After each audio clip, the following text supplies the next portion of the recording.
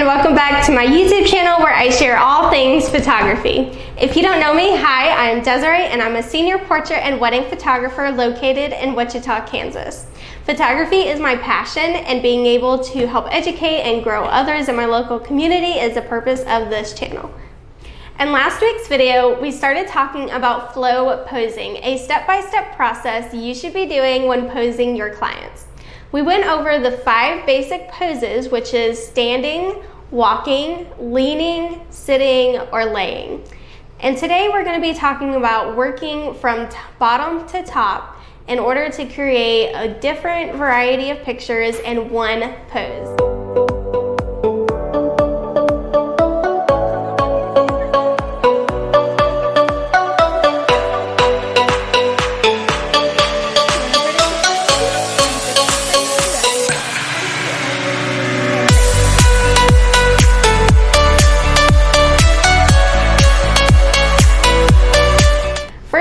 First is feet. Start your pose at the feet of your client. When you start posing your client with their feet, I want you to think of a circle. There are so many different varieties that you can move their feet, and I want you to start with first crossing their feet over each other just like this. And then you're literally going to go in a circle from there. So you can move their feet to the front, you can move their feet to the side, and then finally move their feet to the back. To create movement in your picture, you can have their feet jogging, walking, or even spinning. So the second area you're going to want to focus on is their hands. There are so many different varieties of posing with hands that you can do. Again, I want you to think working from bottom to top here. If they have a beautiful dress on, you can have them hold the sides of their dress and maybe they're twirling it towards you. Or if they have pants on, you can have them put them in their front pockets or in their back pockets. And then you can put their hands on their hips. Maybe they're holding their elbows. I really love doing this one and having them kind of like turn to the side and kind of lean towards you. That's really cute.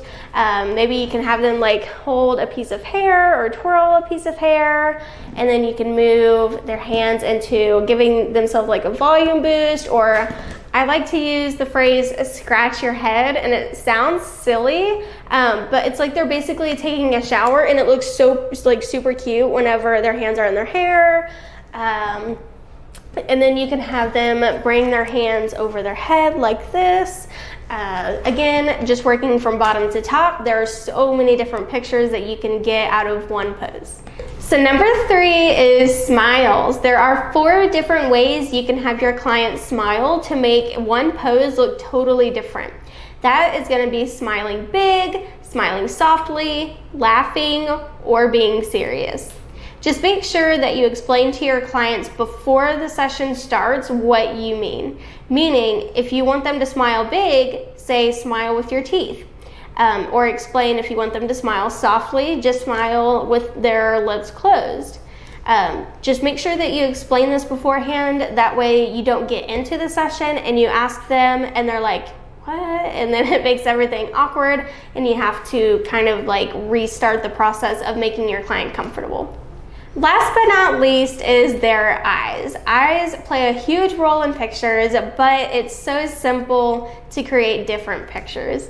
You can have them look straight on towards you. You can have them look up at the sky, look to their side, look behind them. One of my favorite poses to do is have a client look down their shoulder, and while they're kind of turned towards the camera, it's just really cute and super flattering, especially if they have like a whole full face of makeup on, like a bride or a senior. It's just really flattering to girls.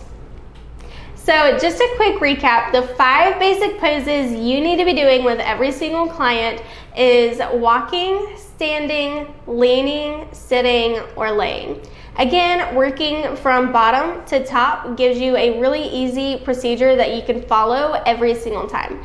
The more you have a step-by-step process, the better you're going to get at posing, and the more you're actually not going to need the process anymore. Just make sure to save the more difficult poses towards the end of the session, because it's really important to just gain your client's trust and build their confidence at the beginning of their session, rather than asking them to do all of these hard poses and it's gonna look pretty bad on you. So just make sure to save the harder ones towards the end. Thank you guys so much for tuning in today. I hope you found this valuable and helpful for you to start taking better pictures in no time. If you love this kind of content, be sure to hit the like button, comment, and subscribe, and hit the notification bell so you never miss a future video. Thanks, and I'll see you next time.